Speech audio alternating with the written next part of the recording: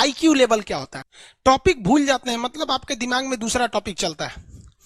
आप लाइफ में किसको किसको आई लव यू बोले हैं, कभी भूले हैं? नहीं। कौन कौन आपको मारा है या कुछ उल्टा सीधा बोला है, नहीं भूलते। रीजन क्या?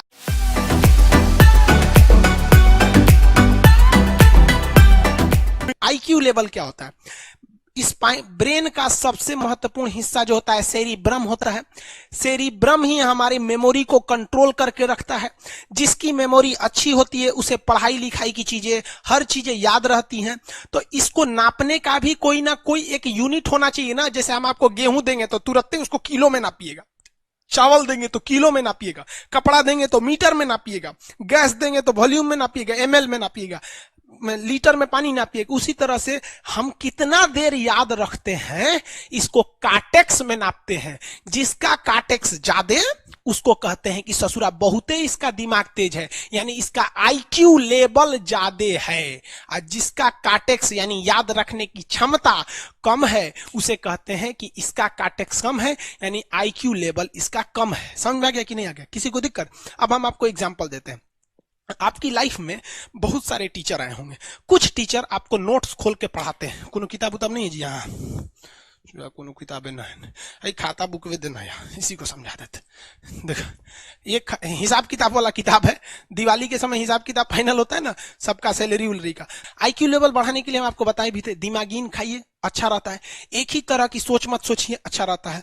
समझा गया? प्यार वगैरह के चक्कर में मत रहिए, अच्छा होता है। लेकिन अगर ये प्रेम मोहब्बत में पड़ेंगे तो हाइपोथैलेमस एक्टिव होगा, पूरा नर्वस सिस्टम को चौपट कर देगा। समझ में आ गया कि नहीं? आईक्यू लेवल क्या होता है? अब आप बताएंगे आईक्यू लेवल किसका अच्छा है। आईक्यू लेवल कैसे बढ़ाएंगे? तो याद रखिए, आईक्यू लेवल बढ़ाने के लिए सोने से पहले का आधा घंटा बहुत जरूरी होता है। सोने से पहले आधे घंटे दिन भर में जितना काम किए उसको सुबह से रात तक देखते रहिए। एक बार रिवाइज मारिए कि सुबह उठे थे, ये किए थे, इसके बाद पढ़े थे, क्या क्या पढ़े थे।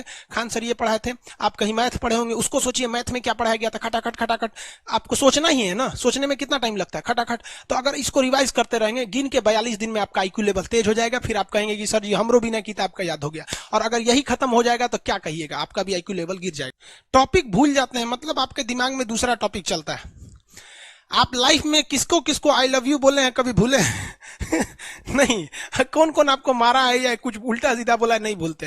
रीजन क्या? आप कितनी बार किसी चीज को रिवाइज मारते हैं। 21 दिन के अंदर अगर आपका दिमाग कभी किसी चीज को रिवाइज मार दिया ना, तो फिर वो भूलने नहीं देगा अगले 2 महीने तक। यानी हर 21 दिन पे उसको रिवाइज मारते रहिए, मारते रहिए, मारते। और अगर हर 7 दिन पे मारेंगे ना तो वो एकदम फिक्स हो जाएगा, एकदम फिक्स हो जाएगा।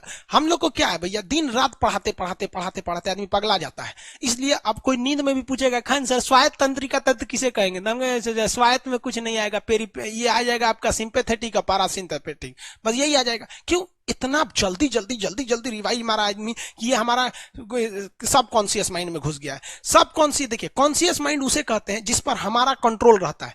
जैसे हमसे कोई पूछेगा कि आप भी अगर पूछेंगे कि खान सर जो 1 हफ्ता क्लास नहीं लिए थे कहाँ थे, तो हम सोचने लगेंगे ये स्टूडेंट है, इससे हर बात क्या बताएगा आदमी कि किस डॉक्टर के पास थे, कहाँ गए थे। नॉर्मल बोल देंगे बाबू थोड़ा सा मेडिकल हेल्थ इशू था इसलिए चले गए। लेकिन अगर मम्मी पापा पूछेंगे तो हर चीज बताएंगे। तो जो चीज हमारे कंट्रोल में नहीं रहता है वो उसे क्या कहते हैं, सब कॉन्शियस माइंड। जैसे कोई हमारा नाम पूछेगा, खटाक से बता देंगे खान सर, समझ में आ गया कि नहीं आएगा? ओरिजिनल नाम तो आपको भी नहीं बताते हम लोग यहाँ पे। तो सब कॉन्शियस माइंड में घुसा दीजिए जो चीज। जैसे आप स्टेशन पे उतरिए या बस स्टैंड पे उतरिए, अपने घर जाने के लिए कभी रास्ता याद किए हैं? हाँ, इसके बाद दाहिने मुड़ना है, बाएं मुड़ना। आप फोन पे बतियाते भी चले जाते हैं। तो जब कभी किसी चीज को बहुत बार रिवाइज मार देते हैं तो वो चला जाता है सब कॉन्शियस माइंड में, फिर आपको याद करने की जरूरत नहीं है। सपना कैसे आता है? जब आपकी नींद अच्छी नहीं होती है तब।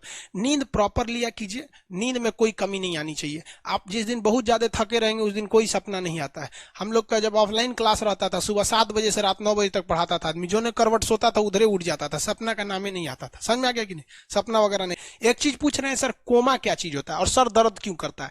जब भी आपके बॉडी में ऑक्सीजन की कमी आएगी वो चीज दर्द करने लगेगा।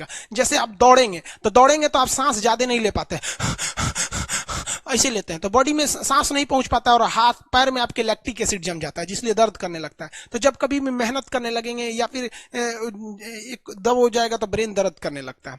दूसरा, कोमा क्या होता है? ब्रेन हमेशा वर्किंग करते रहता है। अगर वो रेस्ट में चला गया तो उसी को कोमा कहते हैं। अब परमानेंटली रेस्ट में चला गया तो मरिए जाएंगे।